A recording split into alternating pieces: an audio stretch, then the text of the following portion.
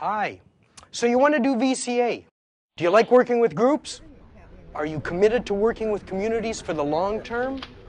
Will you treat community members, no matter what their situation is in life, with respect and dignity?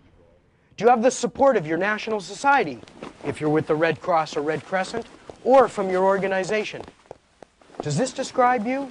Did you answer yes to all of the questions? Okay, let's look at how we do VCA. In a sentence, VCA is a participatory-based methodology for collecting and analyzing information about community problems, and then building sustainable solutions that the community itself can develop and implement using their own capacities. We reduce vulnerability and increase capacity. Let's break this down into manageable pieces.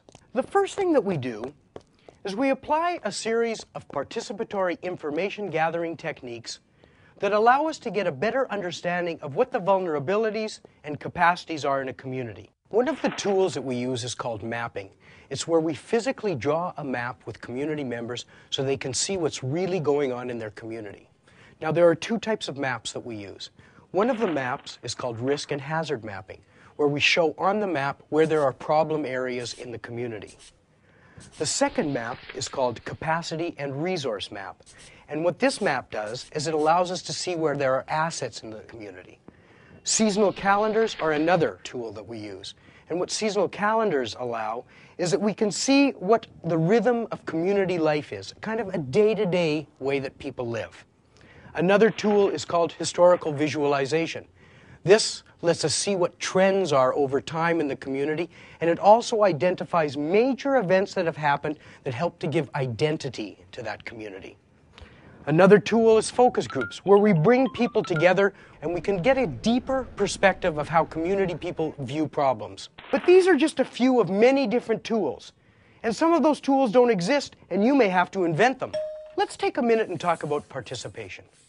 Participation means that everybody involved in the process has a voice and has the right to be included in the decisions that are made. Community members themselves, women, men, youth, children, the elderly. Remember, the more people that are involved in collecting information and analyzing information, the better and more sustainable will be the decisions that are made on how to address the problems.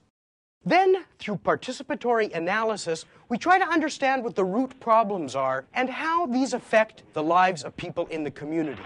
The community then takes those problems, prioritizes which are the most important, and then decides which ones they want to address.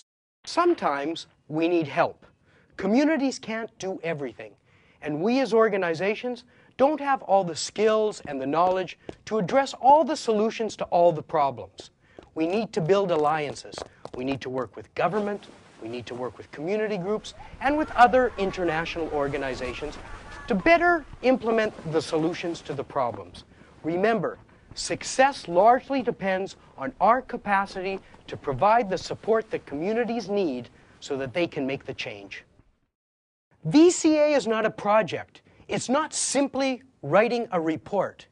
VCA is a tool for change. And if you use it correctly, it can be a very, very powerful tool. So does this sound interesting to you? Do you want to be involved in a process that can lead to real and meaningful change and improve the quality of life for people? If you want to do VCA, talk to your Red Cross or Red Crescent. Take a VCA course, but more than anything, make sure you're committed to working with communities for positive change. You can make a difference.